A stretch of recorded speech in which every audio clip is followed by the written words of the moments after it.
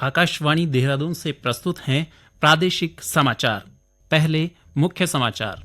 राज्य में गर्भवती महिलाओं और नवजात बच्चों के लिए आंगनबाड़ियों में टीकाकरण की व्यवस्था को अनिवार्य किया जाएगा।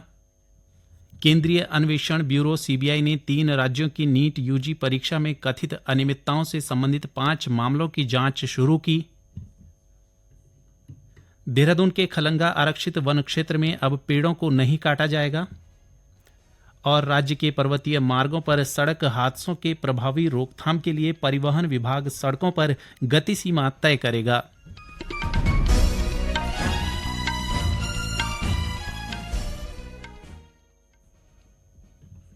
नमस्कार, दोपहर समाचारों के साथ मैं संजय भंडारी। और अब समाचार विस्तार से। प्रदेश में गर्भवती महिलाओं और नवजात बच्चों के लिए आंगनबाड़ियों में टीकाकरण की व्यवस्था को अनिवार्य किया जाएगा। मुख्य सचिव राधा रतूड़ी ने इस संबंध में अधिकारियों को आवश्यक निर्देश दिए हैं।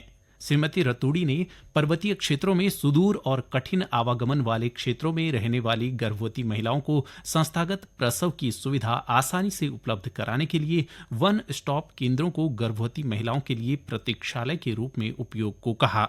गर्भवती महिलाओं के लिए प्रसव पूर्व जांच की अनिवार्य व्यवस्था सुनिश्चित करने के निर्देश देते हुए मुख्य सचिव ने उच्च मातृ मृत्यु दर और शिशु मृत्यु दर वाले जिलों में ग्राम और विकासखंड स्तर पर कैंप लगाकर गर्भवती महिलाओं तक प्रसव पूर्व जांच की सुविधा पहुंचाने के निर्देश दिए।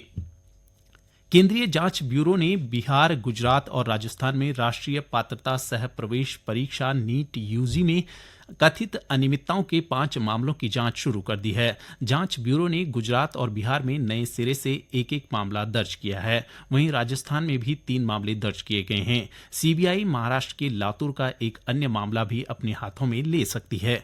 अधिकारियों ने कहा है कि बिहार में कथित तौर पर प्रश्न पत्र लीक के मामले में बिहार पुलिस ने प्रथम सूचना रिपोर्ट दर्ज की थी। वहीं 4 अन्य मामले परीक्षार्थी की जगह दूसरे व्यक्ति की परीक्षा देने और परीक्षार्थियों, स्थानीय अधिकारियों तथा परीक्षा केंद्र पर ड्यूटी करने वाले लोगों के कदाचार से संबंधित कथित धांधली से जुड़े हैं। नीट यूजी के परिणाम इस महीने की 4 तारीख को जारी हुए थे। इसमें 67 अभ्यर्थी अधिकतम 720 अंक प्राप्त करके शीर्ष स्थान पर रहे, जिसको लेकर परीक्षा में गड़बड़ी के सवाल खड़े हो गए थे। प्रदेश में मानसून के दौरान आपातकालीन स्थितियों से बचने के लिए विभागीय स्तर पर तैयारियों को मजबूती दी जा रही है। इसी क्रम में उत्तराखंड राज्य आपदा प्रबंधन प्राधिकरण की ओर से विभिन्न विभागों के नोडल अधिकारियों, जिला आपदा प्रबंधन अधिकारियों और विभिन्न रेखीय विभागों के लिए इंसिडेंट रिस्पांस सिस्टम IRS पर प्रशिक्षण आयोजित किया गया। कार्यक्रम में राष्ट्रीय आपदा प्रबंधन संस्थान के प्रोफेसर शेखर चतुर्वेदी ने प्रशिक्षणार्थियों को वर्चुअली संबोधित किया और आपदा के समय IRS के महत्व और उपयोगिता के बारे में बताया। उन्होंने कहा कि IRS एक ऐसी एकीकृत व्यवस्था है जिसके माध्यम से आपदा के समय राहत और बचाव कार्यों को बेहतर तरीके से संचालित करने में मदद मिलती है।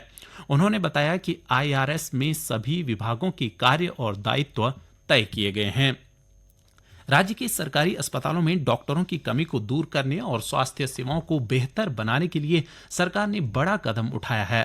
प्रदेश की पर्वतीय क्षेत्रों में डॉक्टरों की कमी दूर करने के लिए स्वास्थ्य विभाग गैप स्टडी कर योजना बना रही है। इसके तहत प्रदेश के दूर दराज के स्वास्थ्य केंद्रों में समीपवर्ती सामुदायिक स्वास्थ्य केंद्र और अन्य चिकित्सालयों से रोटेशन के आधार पर डॉक्टरों की तैनाती की जाएगी। स्वास्थ्य सचिव डॉक्टर R राजेश कुमार ने बताया कि प्रदेश में विशेषज्ञ चिकित्सकों की सेवा लेने के लिए उनकी अधिकतम आयु सीमा को 60 वर्ष से बढ़ाकर 65 वर्ष कर दिया गया है। राजधानी देहरादून में डेंगू नियंत्रण और रोकथाम अभियान के तहत विभिन्न क्षेत्रों में जन जागरूकता अभियान की शुरुआत की गई है। इसके तहत आशा कार्यकर्त्रियों ने घर घर जाकर डेंगू के प्रति लोगों को जागरूक किया और घरों के नजदीक लार्वा साइट्स को चिन्हित कर नष्ट किया। अभियान में 450 से अधिक आशा कार्यकर्त्रियों ने हिस्सा लिया। ये समाचार आप आकाशवाणी देहरादून से सुन रहे हैं। देहरादून के खलंगा आरक्षित वन क्षेत्र में अब पेड़ों को नहीं काटा जाएगा। इस क्षेत्र में करीब 2000 पेड़ों को काटकर सौंग बांध की पेयजल परियोजना का निर्माण कार्य प्रस्तावित था।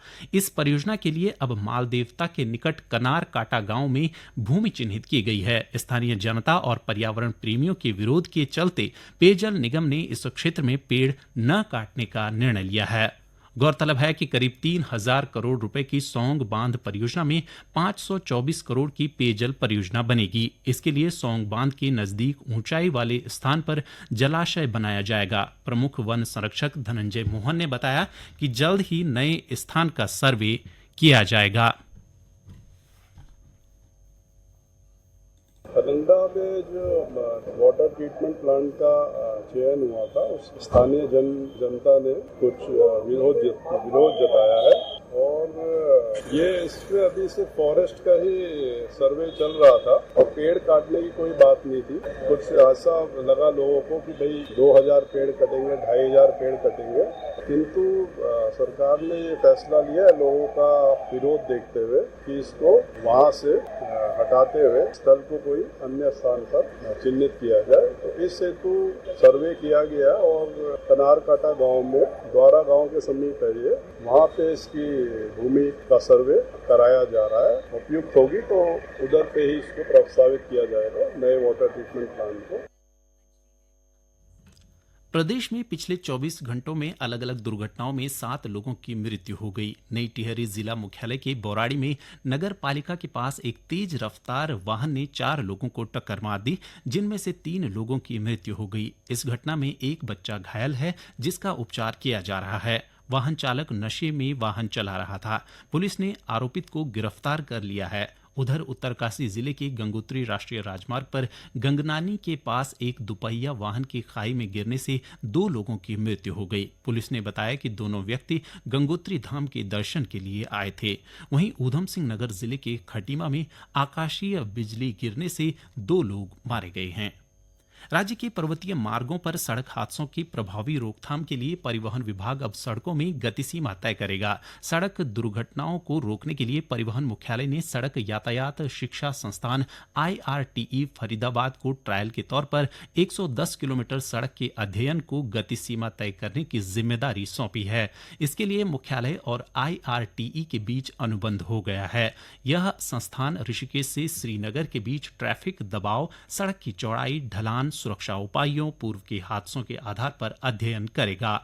इसके बाद इस सड़क पर अलग अलग जगहों पर जरूरत के हिसाब से वाहनों की गति सीमा तय होगी। परिवहन मुख्यालय ट्रायल के तौर पर IRTE से गति सीमा तय करने के बाद इसे सख्ती से लागू कराएगा। इसमें सुबह, दोपहर, शाम, देर शाम व रात को वाहन संचालन की अलग अलग गति सीमा तय की जाएगी। अभी तक राज्य में वाहनों की गति सीमा तय करने के लिए कोई भी विशेषज्ञ एजेंसी नहीं है। अब खबर क्रिकेट की।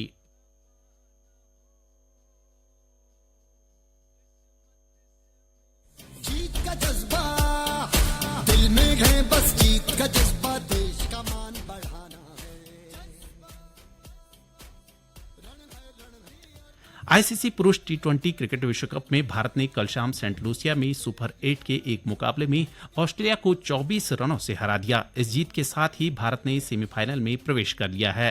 पहले बल्लेबाजी करते हुए भारतीय टीम ने निर्धारित 20 ओवर में 5 विकेट पर 205 रन बनाए। टीम के लिए कप्तान रोहित शर्मा ने 41 गेंदों पर 92 रनों की शानदार पारी खेली। 206 रनों की लक्ष्य का पीछा करने उतरी ऑस्ट्रेलिया की टीम को भारतीय टीम ने निर्धारित 20 ओवरों में 7 विकेट पर 181 रन पर रोक दिया। इस बीच सेंट विंसेंट के किंगस्टन में सुपर 8 के अंतिम मुकाबले में अफगानिस्तान ने वर्षा प्रभावित मुकाबले में बांग्लादेश को 8 रनों से हरा दिया। इसके साथ ही अफगानिस्तान ने सेमीफाइनल में अपनी जगह सुनिश्चित कर ली है और ऑस्ट्रेलिया टीम विश्व कप से बाहर हो गई है। अंत में मुख्य समाचार एक बार फिर।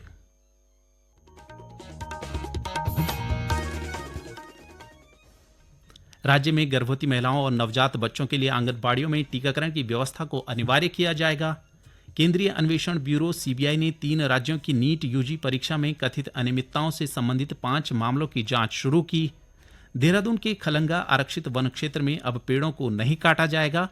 और राज्य के पर्वतीय मार्गों पर सड़क हादसों के प्रभावी रोकथाम के लिए परिवहन विभाग सड़कों पर गति सीमा तय करेगा। इसके साथ ही प्रादेशिक समाचार का ये बुलेटिन समाप्त हुआ। नमस्कार।